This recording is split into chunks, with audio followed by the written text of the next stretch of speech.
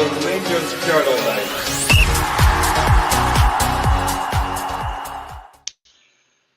Well, good evening everybody and welcome to the Rangers Journal podcast. It's been another day of the managerial merry-go-round, as we say. Fabrizio Romano tweeted out earlier on today that the deal had been accepted by Russell Martin to become the 20th Rangers manager, or the first head coach, whatever way you want to look at it. And there's been unconfirmed reports since that we're still in talks with David Ancelotti, so you take what you want for that. Anyway, here to dissect all this jargon with me, I've got Ross with me. How you doing, pal? Another quiet day in Rangers world, innit? Tell us about it. And Stevie, how you doing, pal? Evening, lads. Evening, Scotty. I'm good, mate. I'm good. How are you? Aye, hanging together, mate. Hanging together. I would just wish this would bloody end. I'm sick of it, man. And joining me for his first live pod is Tam. Tam, how you doing, mate? Not too bad. Probably a bit the same like you. Just want it to end. Just want it over and done with. I know, mate. I know. Right, so the title I've tried to change for folk in the comments. I've tried to change it like 12 times before I've come on. I couldn't be bothered setting up a new link. So you think we're here to talk about Leeds? Well, no. We're here to talk about Russell Martin. So get it all off your chest. I'll fire your comment up. We've got a Southampton podder joining us in 5 minutes. He could maybe take a couple of questions if you've got in, and we'll just kind of wing it for there. It's very much a wing it podcast tonight because I couldn't set an agenda, because every time I set an agenda, somebody decided to put a pin in it. And the day I'm blaming Fabrizio Romano. But Ross, how did you take the news about Russell Martin potentially becoming Rangers manager every day?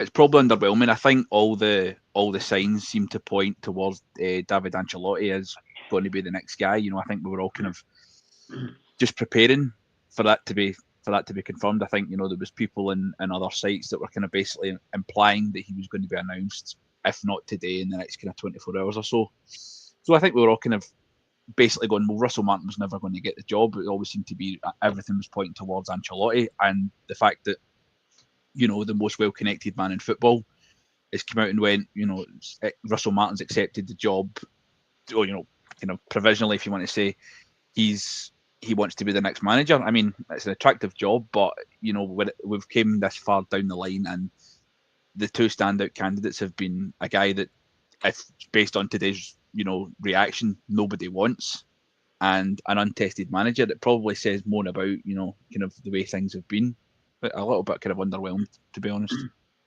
I know. Stevie, we get the breaking news on Friday, and we've done a big live podcast. You and Dylan even come back on later on at night because you were buzzing that much. How are you feeling today when the news broke about Russell Martin? I've got a really wicked dark sense of humour, so I was kind of enjoying seeing you like losing the plot, I've got to admit. But I'm probably more positive than most Rangers fans on this possibility, and it is a possibility, because at the end of the day, 2 weeks ago, Gerrard had the job. You know, end of last week, Ancelotti had the job, and Russell Martin's apparently got the job. So we don't really know for 100% that it's going to be him. So I guess it's just a case of playing it by ear. But I appreciate what Ross has said about kind of taking the wind out his sails a wee bit, because I was really looking forward to Ancelotti as well. However, if you look at the situation overall, you know, where we were like 6 months ago, in the last 3 days, we've got owners for billionaires, the Niners Group, Andrew Kavanagh. Immediately, they've got Thelwell in place, they've got Purdy in place, director of football, technical director. They're building a structure. And if these guys see fit that this is a man to lead us forward, then I'm going to trust them. I'm going to trust their judgment, because at the end of the day, I think, you know, they're going to have confidence in the guy. But yeah, I do get why a lot of fans are kind of against it. But ultimately, he had, you know, relative success at Southampton. It's a really difficult division to get out of, and he got them up. Premier League didn't go so well for him, obviously, but, you know, if you look at the players that he's managed, they all say the same thing. He's a great manager. He's got a plan A and he sticks to it. Postecoglou, he did it at Celtic. It's a very similar style, identical, I'd say, and it can work if he's backed. But yeah, I'm probably more on the positive side of Russell Martin becoming the new Rangers manager. Fair enough. Tam, how are you feeling about it, pal? Initially, I didn't take the news well at all. Didn't take it well in the slightest. My stance has since changed, to be fair. I've heard some people in other places say that, you know what, this actually could be good for us due to some things he does behind the scenes that we don't really see. Looking at it, you wouldn't see that he works with players on a one-to-one basis quite a lot to help them develop. Like your boy Matt O'Reilly, who was in one of Russell Martin's teams, obviously went to them on the other side of the city, ended up moving to Brighton for 30 million. So he does do a lot of that developing stuff, which me personally I do like. So obviously I think it could be good. It's just whether he gets the backing to do what he wants to do or not really. Fair enough. You made some good points there. I didn't know. I didn't realise that about Matt O'Reilly actually. That he must have played under him. He is a player developer. I will say that. What I took from the interview I done with Martin, who's joining us in a couple of minutes, is he'll bring the club and the team together. Fans, he'll bring everybody together, but he doesn't train defending. Basically, that's where we're at. That's where I'm thinking Mark Warburton 2.0. That's what my concerns are. Are we going to get set pieces fixed? Probably not, because that's been a gripe in our support for 3, 4, 5 years now at least. Since Stevie G basically in it, we've not been very good with his set pieces. So Stevie, I'll come to you on it. Set pieces, a rough and tumble Scottish football. I put it in the group chat earlier on. His team's either going to run over the top with everybody or it's going to flop. What way do you see it going? Yeah, I think you're spot on, mate. I totally get what you're saying. I mean, if you look at like Swansea, Southampton, other fans say the same. Like they couldn't defend, but at the same time, we can't really defend now. And we've not been able to defend for the last 2 to 3 years. So what difference is it? If he gets us attacking and gets us more dynamic, you know what I mean, gets us more creative, then we're going to score goals. So, I mean, Scottish League is, you know, it's not the English Premier League. Obviously, the standard's nowhere near that. I think it's near the Championship either, and he's done well there. So I think he can impart his philosophy on the team, like actually gives an identity. And what you said there about running near the top, look what I didn't want to talk about them, right? But look what Postecoglou did with them. You know what I mean? He had the philosophy and it worked. Absolutely blew teams away with it. So obviously it depends on the quality he's given and the players that he can sign. But yeah, I think it can work. But obviously he's got to prove a lot of people wrong. There's no doubt about that. So he's up against it. It's his biggest ever test. But yeah, I think what you said there, the way he plays, the way he wants to play, it can definitely work in Scotland. Ross, there's been a good point made there about the defend Europe about low blocks, right? Take it away and part out it, but how do you think his team would come up against a low block? I mean, that's his job, is to get past that. But I don't. If you want to use, you know, the comparisons of this, that he plays this attacking football, low blocks shouldn't matter. And I know that sounds really, really simple, but you should be able to play through a low block when you have the gap in quality. And using it just to kind of enhance on that, I seen somebody as a joke on Twitter earlier on use the phrase, wait till we see Russell Martin at 80 minutes when we're 1-0 doing against 25 men behind the ball Livingston. Do you know what I mean? You just know what's going to happen. But that's his job, is to figure that out. The problem just now is that we've been in a routine of managers who have proceeded to play side-to-side football and keeping possession for possession's sake. And that's an argument that has been thrown at Russell Martin, is that it's, I want to keep the ball, which is fine, because if you've got the ball, then the other team can't score. But if you're keeping the ball and attacking, you're going 9 times out of 10. How many times do we play teams and you attack, you lose the ball, you're going to get it back within 30 seconds because they don't want to attack. They want to just lump the ball up, defend their goal, you'll get it back. That was and I know Stevie didn't want to use a comparison, but it's the great comparison, because that's what Postecoglou done, was it was just relentless attacking and going, knowing that the team, because you have that significant advantage over a team, they'll break. They have to break eventually, because you can't defend like that. You can't defend on your line for 90 minutes. You just can't. It just doesn't work. Law of averages dictate that.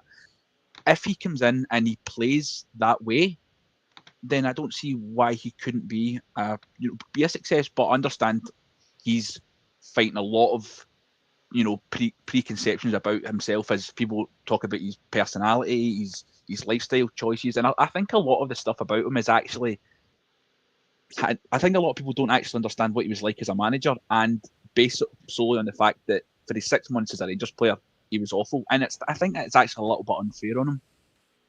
Aye, definitely. I just want to welcome Martin Sanders to the pod. Martin, thank you for joining us. Scott, thanks for having me on, mate. It's good to be back. It looks like Russell Martin's on his way to Rangers. And is it confirmed yet, or it's not confirmed yet? But Fabrizio Romano's put a tweet out. But we've heard for different other fan medias that we're still going to have talks with David Ancelotti towards the end of the week. So we don't really know, but it's looking like Russell Martin to me. It's looking like Russell Martin.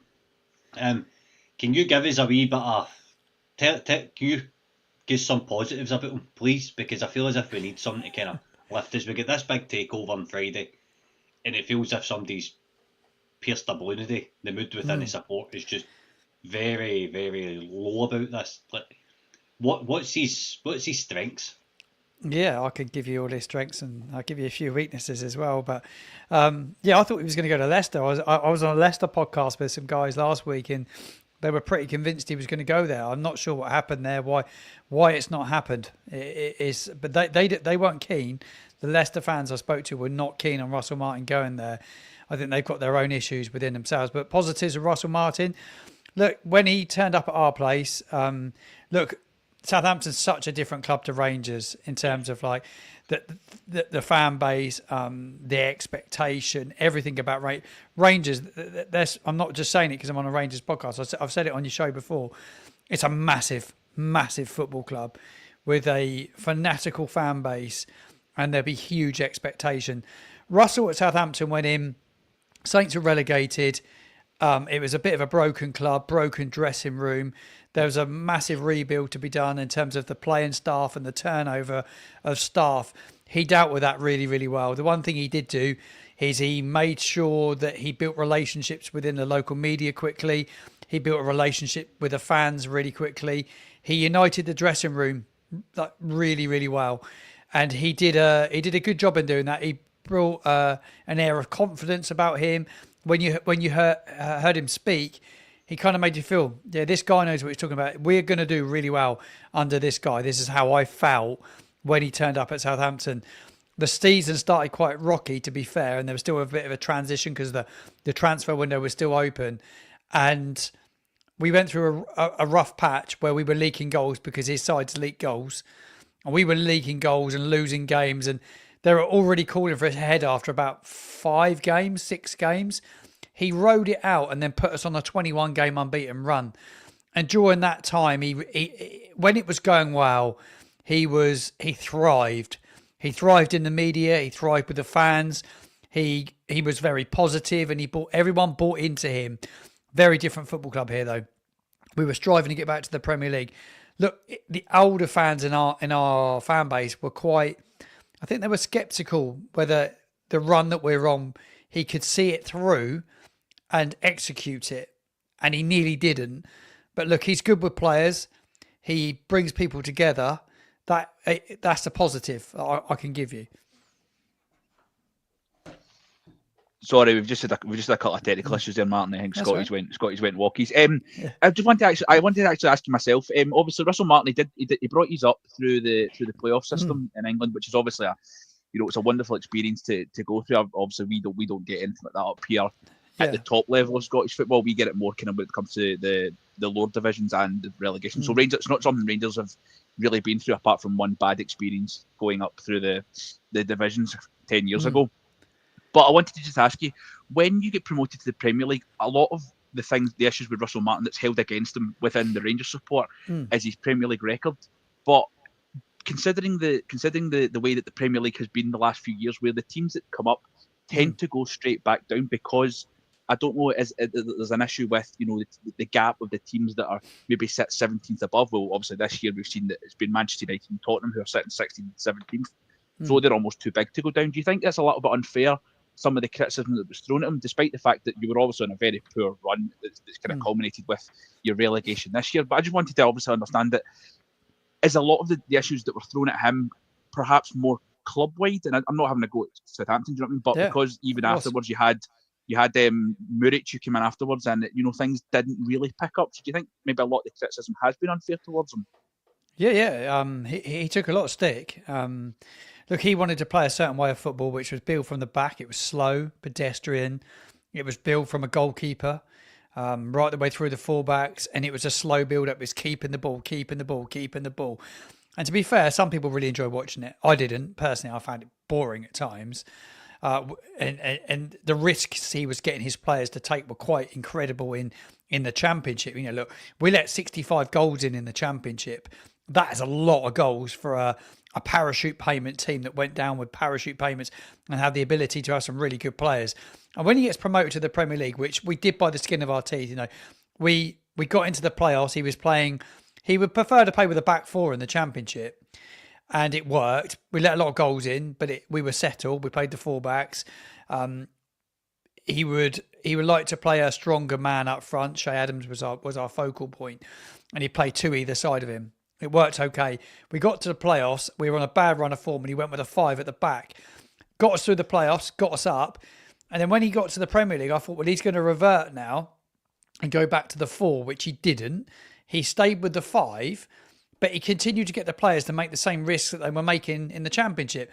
The problem is, the club didn't back him with the players that were good enough to play that style of football in one of the world's top leagues, where you're under pressure. You get press. It's like some of these teams are relentless. The likes of I went down to Bournemouth when we played Bournemouth. From the get-go, you knew what Bournemouth were going to do. They're right on the 2 centre-backs, press, and everybody's together. It's not 1 or 2, it was everybody. And honestly, he couldn't find another way to go about playing. And because the players become so robotic into the system we were playing, and he'd not brought anybody in that was fresh or new, that was Premier League ready, we were just getting picked off left, right, and centre. It was incredible to watch for a period of time, and you knew after 4 games we're in big trouble here, because this guy's not going to change. They haven't given him the players that he needs. He's got nothing up front to score any goals to hurt anyone. You knew, Ross, it was ending in one place at that moment in time. I would have said it after 4 games.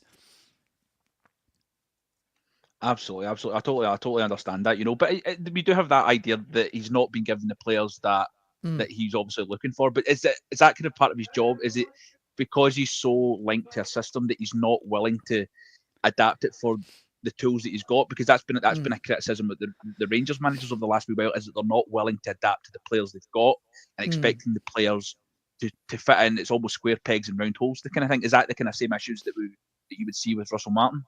Yeah, potentially. Yeah, like when he come in, I thought he got the best out of the group that he had, in terms of he put centre backs at centre back, he played right backs at right back. Most of him, he likes to play this inverted fullback nonsense. Not a massive fan of it, but he liked to do it. He had Ryan Manning. He likes to go back and raid clubs where he's been before, and they tried to get Joel Perreault, tried to get Grimes, Matty Grimes. He tried to get him from Swansea. We had a massive compensation issue with Swansea when we brought him in, so it was difficult to do business with Swansea. But he got Ryan Manning, who was a free agent.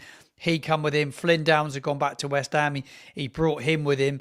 So he brought a few trusted players in that would sit into the system and the way he likes to play football. But to be fair, he was very, very rigid in how he wanted to play football. Yeah, he might adapt and play with a back 5 sometimes, but the whole philosophy was still very much the same. It was expect a lot from the goalkeeper, expect a lot from the 2 centre-backs. But, I expect you'll find it in your league that you have a lot of teams that are fear playing Rangers, so they play a low block. So you get everyone behind the ball and sit back. And we had that at St Mary's numerous times in the Championship under Martin, and we couldn't break teams down. Rotherham at home, they got relegated the year we went up. Couldn't break them down. Middlesbrough at home, couldn't break them down. Teams that sat there, he would just pass it in front of the back 4, just pass. It's like, how are you going to break the team down? You've got to find other ways to win games sometimes, in my opinion. No, absolutely. I totally agree with you. Stevie, you want to ask something there? Sorry. I'm just going to jump in, Martin. Just one thing I've noticed about him for his time at Swansea and then Southampton. He seemed like a really strong-willed person. I remember when he was at Swansea and a couple of his players, it was during the lockdowns, the COVID lockdowns, I think 2 of his players refused the vaccines, and there was a huge storm, like media storm against this, and he was like, no, I'm backing my players. If that's their decision, then my players, I'm with them 100%. And that really impressed me that, against that on the kind of national stage, he would not flinch. And obviously a big part of being Rangers manager, you really need to be able to handle the pressure. So how do you think, do you think he could actually cope, with the kind of mental aspect of it? I think it's a big test for him. If he I said it on the show before, I think when the going got really tough at our place, he protects his players, like you said, Steve. He is good at doing that. There's been times when we'll be on the end of some nasty defeats, and he would protect his players. He'd take the flak for his players. He'd do that a lot, and I thought he was good at it. You very rarely see him criticise anyone. What he's like in the dressing room, I don't know, but I heard he was very good in the dressing room. He had a very good team spirit, even up until he got sacked at Southampton. I think his dressing room was quite well together. I think he was struggling maybe to get him to buy into, we're going to be able to do this in the Premier League. I think he was maybe struggling with that, but he will always back his players 100%.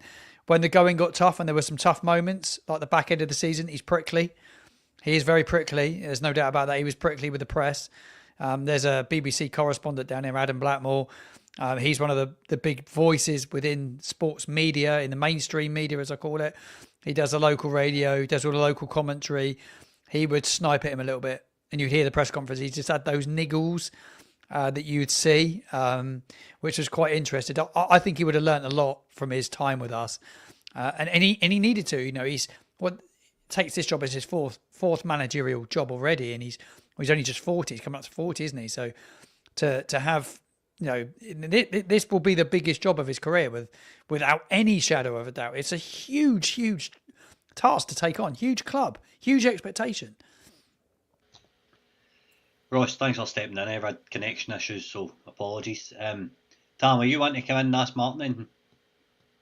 I do. Even Martin, how did set pieces go for you guys? Because that's something that we've really had an issue with over the last couple of years, to be honest. We've not really been able to score for set pieces or defend from set pieces. So was set pieces a strong point with Martin, or was it just not the best? No, it wasn't great. We had a set piece coach for a period of time. He didn't last for long, actually. He went off to Man United. I can't remember his full name, but we had a gentleman in. We weren't bad from set play for the first quarter of the season in the Championship, but I've got to say we conceded a lot of goals from set play, and we didn't score a lot from set play. Weren't very good in both our boxes. Certainly in his time in the Premier League, we were dreadful in both boxes. Certainly from corners, free kicks, we conceded a lot. Wouldn't score enough. So yeah, no, I wouldn't say it was great, Tam, at all, if I'm totally honest. Martin, I just want to ask you one more thing before we let you go. When me and you done the interview, we spoke about, obviously he doesn't change his style of play, but he does change his tactics if needed, because it was the game away to Leeds, wasn't it, that he done it? Yeah. Yeah, I thought that's a classic example of like him totally trying something different. And I think it was down to the fact that we're on the verge of missing out on promotion altogether. The form had gone through the floor. We had a really bad run at the back end of that Championship League campaign. We were guaranteed playoffs, but we were just out of shape. We were letting goals in. We got beaten at home by Stoke 1-0. We were poor, nothing to play for. We went to Cardiff away and were winning. I think we were 2-0 up and ended up losing 3-2 against a very young, inexperienced Cardiff side on the day, and the alarm bells were ringing, and we were like, we are going to miss out here big time. And we were throwing away big games, and we were staring down the barrels like, we won't get through the playoffs at the moment. But we went to Leeds away on the final game of that Championship season, and he totally changed the side. He went with a back five. He brought in went with a back five, but he allowed his left back or his centre back to drop into midfield. Either one of them would do it. They'd rotate and they'd almost sit and play with an extra man in midfield when we had the ball and we were looking to get up the field. And to be fair, it worked quite well. And we got a really good result against Leeds that day, who were suffering a bit as well, bit of a bad run, but it worked. Adam Armstrong scored him a lot of goals. We got through that, happy days, and we get into the playoffs. And to be fair, the first leg of the playoffs against West Brom away at the Hawthorns, he played with the back five, but got lucky. The goalkeeper made a lot of saves that day. Alex McCarthy got us through it, but we rode our luck big time. We were playing risky football out from the back, got through it, and thanks to McCarthy and the big saves he made, we got back to St Mary's, played with the same system again, and beat him on the night because the fans were just insane. But I think when we got to the playoff final, we stuck again with a similar system, allowing the left back to go into midfield or the centre back to go into midfield and doubling up where he could. But I thought against Leeds, in that final, the players took over. I think actually his rule book got thrown out by the players that day because it didn't take any risk. It went long a few times and he didn't like the ball going long. Didn't like it going in the air going long. But they did it. They kicked it, chucked it rose head a few times. And the rule book went out. But yeah, we got through. But he did adapt. He did adapt. And I thought as we went into the Premier League, he'd adapt again a little bit more and maybe try and find a way to get us out sort of from sort of the back four into sort of like the opposition's half. We'd be able to transition and do it quicker. But we were almost so robotic in the way he played us in that championship campaign. The players struggled to like, they weren't fit enough because they were just used to having the ball all the time. So when we changed manager and went to even Juric, and he wanted to play high energy, high press, get up the field, we couldn't do it because the players weren't fit enough because they were used to having the ball. So it was a real mixed time for him here, really. Yeah, he did a brilliant job that season to get us promoted, and he adapted when he needed to. But this is a totally different kettle of fish for me. Sorry, I've just lost Scott again with technical issues. One of those. See what happens with the internet up here, Martin, up north of the border. It can be a bit sugary sometimes. Martin, thank you so much for coming on and giving us a little bit of an insight. Not always the best selling point, I don't think, but I think when somebody like yourself who's obviously seen it more than we have. I watched every game under him. If I wasn't there, I watched it on TV, but I pretty much travelled to every game last season in the Championship. I did the Prem last year, so I've watched him inside out. I've watched every single press conference he's done. I've watched every post-match interview he's done. I tell you what, he's a likeable character, and I met him a few times. He's a really decent guy. I think his heart's always in the right place, and he's a decent human being. I think with any footballer or manager, they have a little bit eager. They all got their own egos. And he'd be like anyone else, but you never know. He might surprise you if he comes in. You just never know. You never know. I think that's what we're all hoping for, should he be given the job. Martin, thank you so much for coming on and chatting to us once again. Your insight's always really, really appreciated. No, you're welcome. You're welcome. Hopefully we'll speak to you again soon with more positive news about Russell Martin. Hopefully you can be looking up and going, do you know what? Maybe it wasn't all bad. Great to speak to you, Ross. Take care. Cheers, lads. Thanks very much, Martin. Take care. See you soon. Well, I don't know if that was the greatest selling point to the support. I was obviously reading some of your comments, guys. It wasn't the most positive, but listen, that's from a guy that's seen it up front, seen it the most. Stevie, was that confirming your decision to back him, or was that kind of maybe putting you a bit closer to the fence? Some of the comments, they were cracking me up, man. Honestly, I was trying not to. It was a bit hard. It was a bit hard to read some of them. Somebody was going for a bath with the toaster. I was like, no. But no, I thought it was a really good guest appearance there. He was really insightful. Great guy. He was honest, Stevie. He was honest. Yes, but you know, that's what we want. The one thing I'm still quite positive about it, because I think what comes across from Martin is he's a brave manager. I think he backs himself, and he's actually quite brave. Like somebody in the comments there, sorry, I forgot your name, they said Clement was a coward, and he was. He was paralysed with fear. I think Martin's got to come in. I think he fully believes that his way works, which I think is huge. You can't be a Rangers manager and not believe in what you're doing. And the stuff there at the end that Martin was saying about how he just totally changed that one game, and it worked. That shows that he's got real bravery, and you really need that in the dugout at Ibrox. I know you need everything else, like the fitness, the tactics, whatever. There's a lot you need, but obviously have his backroom staff. Hopefully he's got a good coaching staff. I'd love to see Kevin Thompson there, Davo, Stephen Davis, guys that know the club. That could be a really good combination. But I know what you mean. It kind of like made it very real there, the stuff that Southampton struggled with. But again, the Premier League in England is a different stratosphere to like Scottish Premiership. So what might not work down there, it could work up here. Look at Postecoglou, 17th with Spurs, but blew it away with that lot. So, yeah, I think it's kind of mixed there, but great insight. Ross, are you able just to continue hosting, mate? Because my Wi-Fi is not trustworthy tonight at all. I'm flicking about here.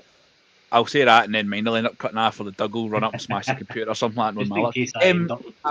No worries, absolutely. What we half an hour anyway, plenty of time. Tam, you were awfully quiet there, listening to Martin get depressed the life out is all.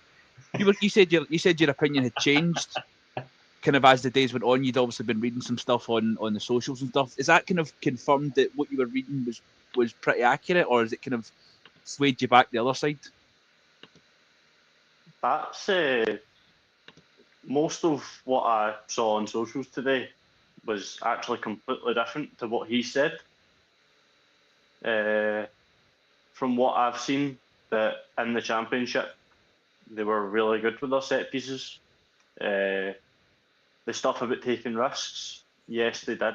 I actually ended up watching some clips, some analysed clips, and you can see it.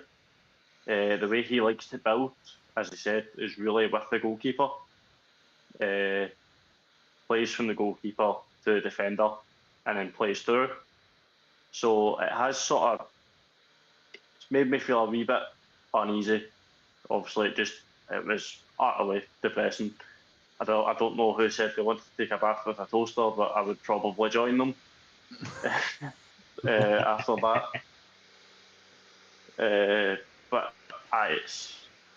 But see, the thing is, we'll never know until the guy actually comes. We'll never know until the guy actually plays a game. We can read all, we can watch everything under the sun, but we won't know until he actually plays in our league. Can I come back really quickly, please? Go for it, Stevie.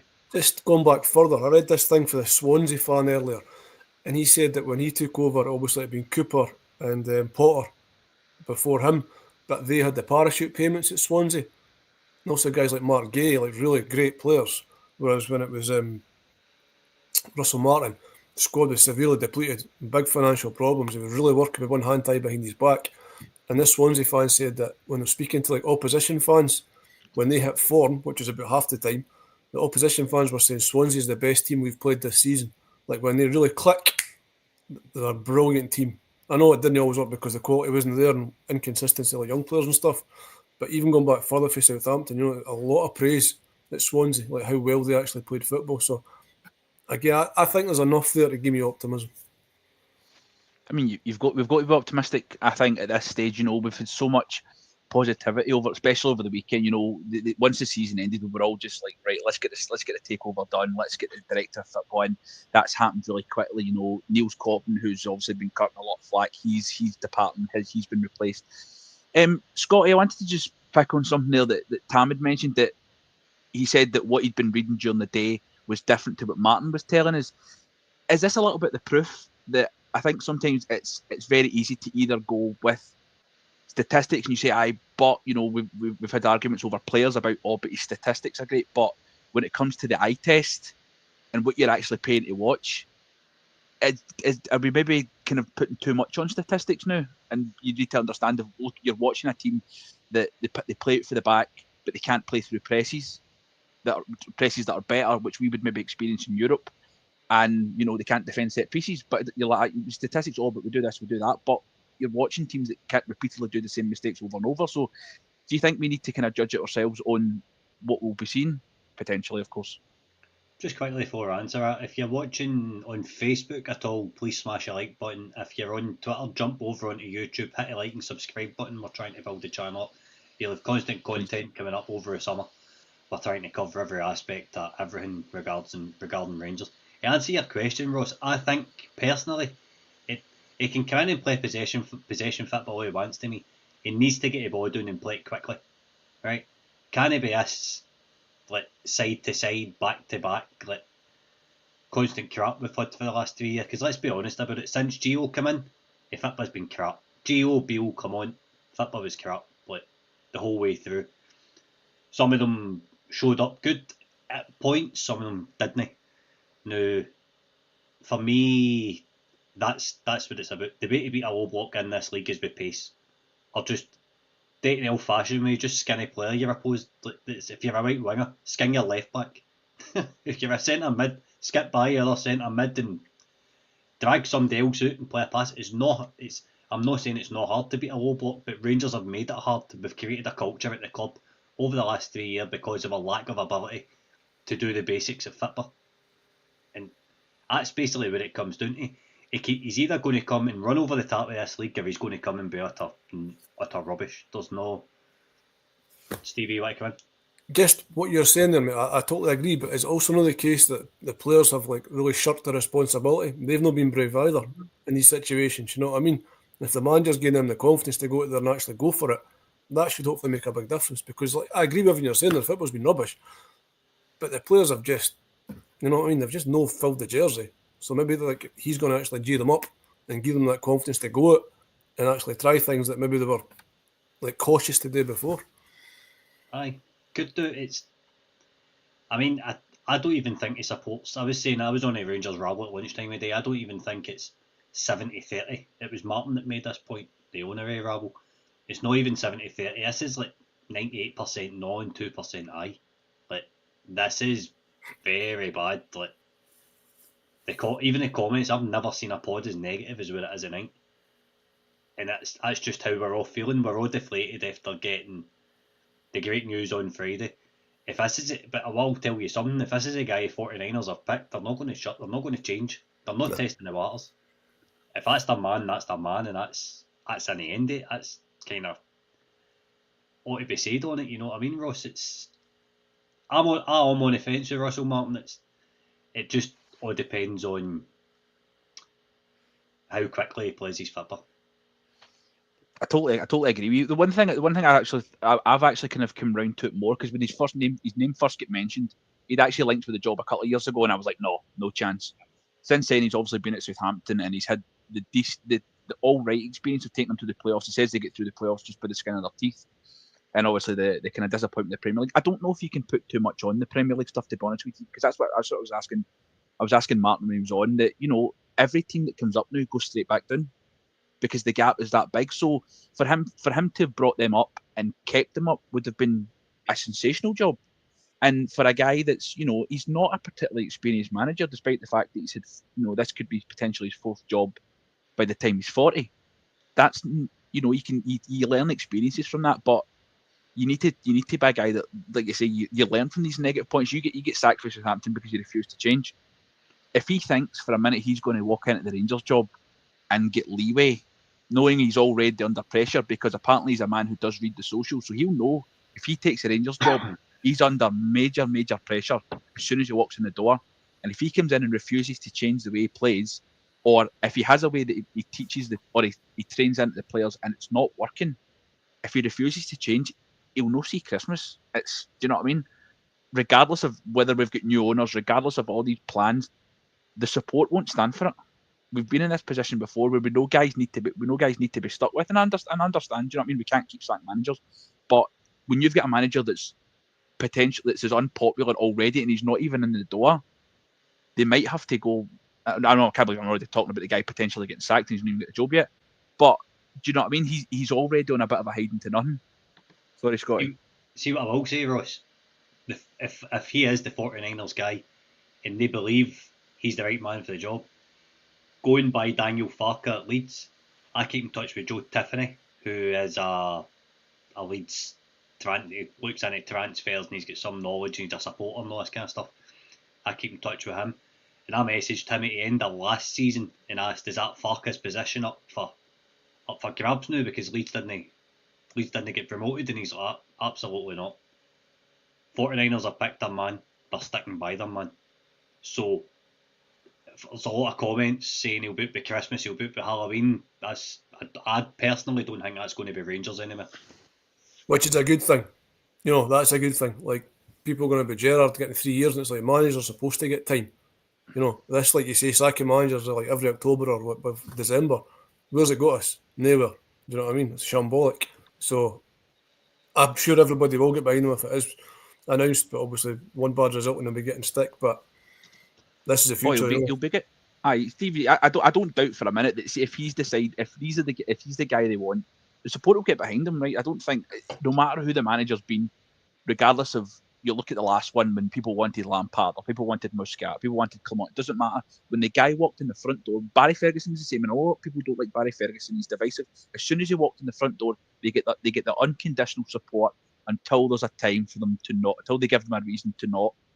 We're an old school support, we're an incredibly loyal support. You can say a lot of things about the Rangers support, but we're loyal to our guys until they give us a reason not to. We're back, Clement. Now, don't get me wrong. Even at the end, there's still guys going, no, we can stick with Clement. We need to be patient. And listen, even guys like Gio, I was a Gio guy. It killed me to see Gio getting the sack.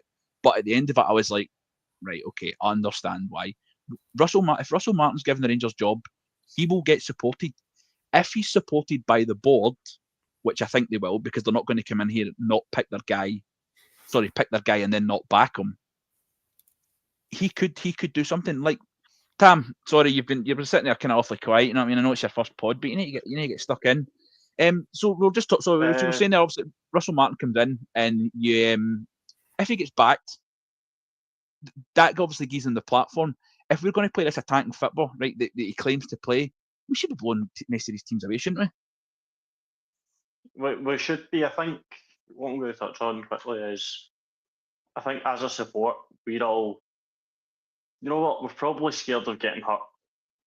That's probably safe to say, because some of the recent appointments obviously haven't gone well at all. Obviously, Clement, the most recent one, we all were really not happy at the end. So I think we are just scared of getting hurt. So I think that's why there has been such a negative response on social media today, because everyone is just thinking, you know what, this might be underwhelming. He's not had the best result at his last club. So maybe we're just not ready to take this on and put our trust in somebody. But I think as a support we need to. I think if he does play this attacking football, from what I've seen, we should be absolutely mauling teams. Teams like your Livingstons, your Kilmarnocks shouldn't be an issue anymore for us. I really think that anyway, from what I've seen, that we'll just go for it and we shouldn't have many problems. Our only problem probably could be European football, because I'm not sure about that style of play in Europe. But apart from that, I think we should be okay. You'd like to think so. Scotty, that's obviously, Tam's talking there about that we should be beating most of the teams. That's been an issue over the last, year to 18 months, is that we've not been able to beat the teams we should be beating. It's not, we've Celtic haven't beat us in 90 minutes since the first Old Firm game of the season. So beating Celtic's not, or competing with Celtic, should I say, probably hasn't been the issue. We lost a cup final based on dubious refereeing decisions. So, we've beaten Aberdeen, we've beaten Hibs. I know Hibs beat us as well, but so it's these teams that we shouldn't be worrying about. It's Dundee, struggling to beat Dundee, Kilmarnock. These are the teams. But if we play attacking football, we should be beating these teams. So is that the kind of difference that he could make a difference? Is that changing the philosophy and playing more attacking? Is that it could push us towards being able to be more consistent across the board? First of all, I've lost the comment, but I just want to thank CD for donating a $5 to channels. Much appreciated, mate. Oh man, CD. In terms of your point, your question, sorry, I'm so on the fence about this. I don't know what way to turn, to be honest. When it comes to appointing this guy, it's the two choices are pretty underwhelming, if I'm being honest. One's got no experience at all, and the other one's got a good bit of experience with style of play. It's something we've been looking for. In terms of your questions about beating the jobbers, as Cammy would say, that's what needs to be done. We can compete with Celtic, no problem. We've shown that with a crap Rangers side. Let's just say it as it is. We're utter dross. You can beat Celtic 2-0 at Ibrox and then go and get beat St Mirren the following week. So we need to get a good bit of physicality in the squad. But if Russell Martin's going to be your manager, I really, really liked the sounds of Cameron Burgess coming for Ipswich. 6'4" centre back, left-sided, solid, good in the air, but is he good with his feet? Can he play out for back? That's your centre backs are like playmakers under managers like this, so it's going to be quite interesting. There's a question with Tav. Is he going to keep Tav captain? He strikes me as the type that probably would keep Tav as captain. When there's a need for a new era, there's a need for new everything. If you've got new owners, you should have a new captain in the park, regardless what happens with Tav. There's a lot of questions, and it's not going to get answered, I suppose, until he's in the building and we start seeing his team perform. But reading some of his comments tonight, I really don't think it's looking good from him. I feel as if the guy's walking into a cauldron. He's not even done anything wrong, you know what I mean, apart from have a style of play. We all wanted a style of play last season, and the season before. Now we've got a guy who's got a style of play. We're not happy. The joy of being a Rangers fan. Now, Ross. We'll just listen. See if we don't care about styles of play if you're winning trophies. We've never cared about that. How do you know what I mean? We've made it famous as Walton Actual. How many times we go to Parkhead, play crap, win 1-0, and win the title? Nobody cared. We were rotting at home to Hamilton Accies. Nobody cared if we win titles. What you're talking about consistency. That's what we miss. Consistency. Yeah. You know what I mean? Just that regular winning every week. Aye. But this is, you know, we're talking about. I'm trying to be on the fence. I'm not positive about it, but we need to try and sell it and all. If he's going to be the Rangers manager, you've got to try and take the positives out of it. He's clearly everybody that says, and Stevie, you said it and all, and Martin said it as well, that his man management is second to none. He's clearly a really, really good guy. He's clearly a nice guy to be around. Is this another stage though where we've got a good guy? Because I think Philippe Clement seemed to be quite a nice guy. People talk about him, he was a good guy. Gio Van Bronckhorst was a good guy. Michael Beale was probably a divisive character. But can we have another good guy? He's he's a player's pal. The players like him. The players respect him. Or do we need? Are we just a club that need to have this, you know, this figurehead that's almost a father figure that they maybe have to? Sometimes they have to be a bit reclusive, but when the time's needed, they'll step forward. Stevie, do you think that's? Do you think I maybe just think too much into it? No. I mean, I totally get your point. You're talking about an authoritative manager. That's what you mean. Like that's the word. That's what. Who's basically again, Walter Smith. He's like the yardstick. We all love Walter, but even Gerrard. I guess the game's like that, no? Yeah, great leader. You're right, but I guess the way the game's going, the way the game's changing, players aren't what they are now, what they were 20 years ago. You know, you really have to manage them differently. As per society, you really watch what you're saying, even on these pods. But no, I think it can work. I just sorry, just go back to what Scott said there about was it yourself, Ross, about Tav? Maybe that's a huge thing. If he comes in and says, right, you're out, that might win over a fair few fans. If he just does that straight away, that's showing authority. Points. Do you know what I mean? It can work, but I mean, it's needing done. I think we'd all agree on this pod, like Tav, time is up, time to go. So if he comes in straight away and says, right, Tav, move on, Raskin's the captain, straight away, like, right, that's a ballsy move, but it needed done. So there's stuff that he can do coming straight in the door that can help him. So yeah, still plenty of potential, still plenty to be positive about. Tam, I'll put you in the spot then. Stevie's set up the scenario. You're Russell Martin with your vegan diet, your Buddhism, and your page 3 bird, your page 3 wife. You take the Rangers job. What's the first thing you do? Me? My internet dropped out though. You're Tam. My internet dropped out. Everything went blank. I'll repeat. Sorry, can you hear us now?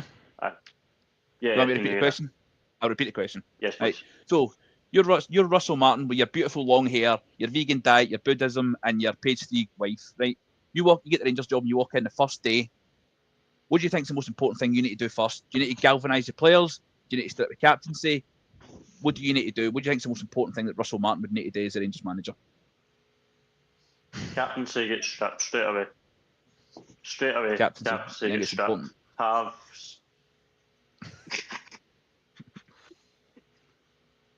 Well played, FIFA.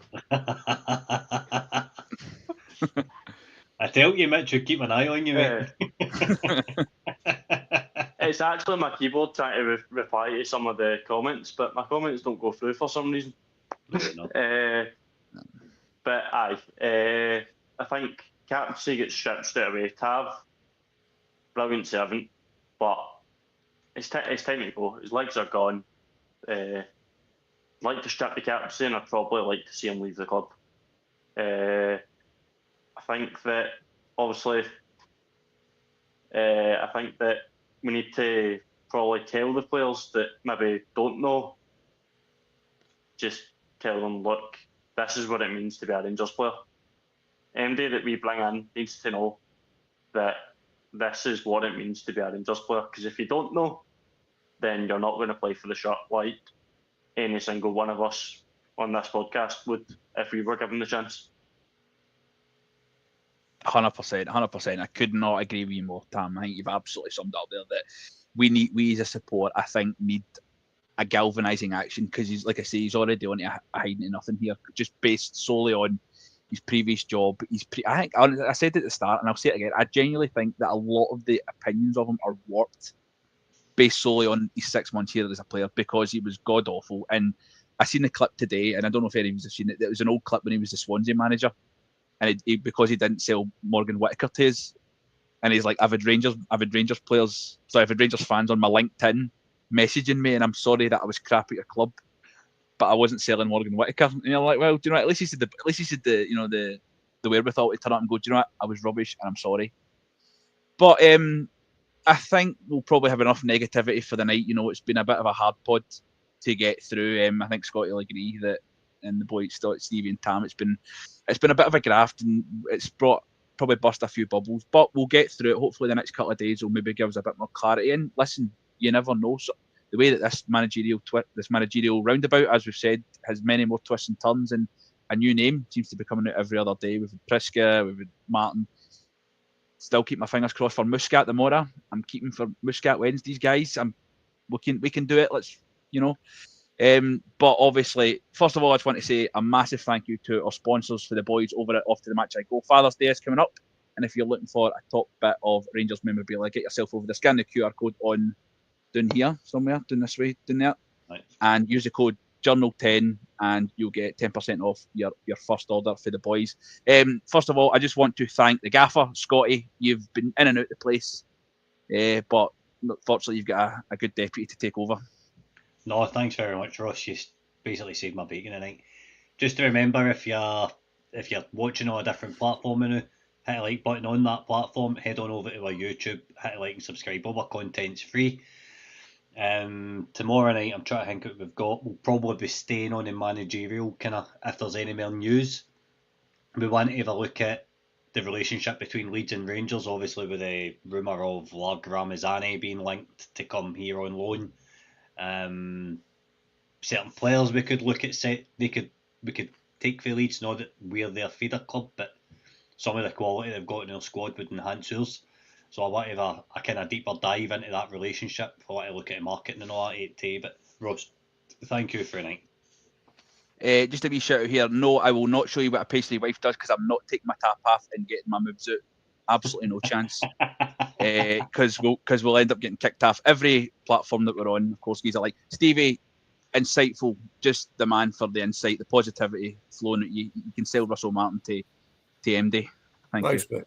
Thanks for having me. It's been great. Thanks for all the comments. And can I just come back on one more thing? Somebody said, who's Russell Martin going to attract to Rangers?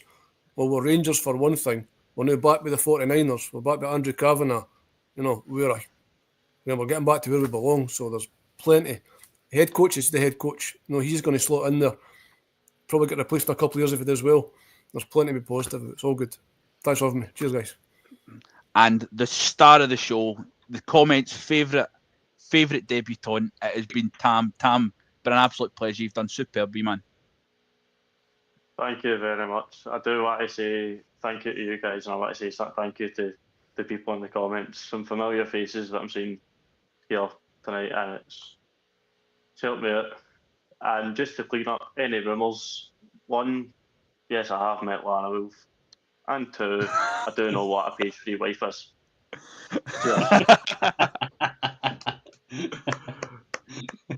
Absolutely superb. That's what we're here for. Who cares about managerials? We just want to know if the bands met Lana Wolf. That's all we need to know. Of course, thank you so much to everybody for your likes, your comments. Of course, get on the socials, give us a like, give us a share, And remember, every single night is your Rangers Journal night. Thanks so much for watching. We'll see you again soon. Bye-bye.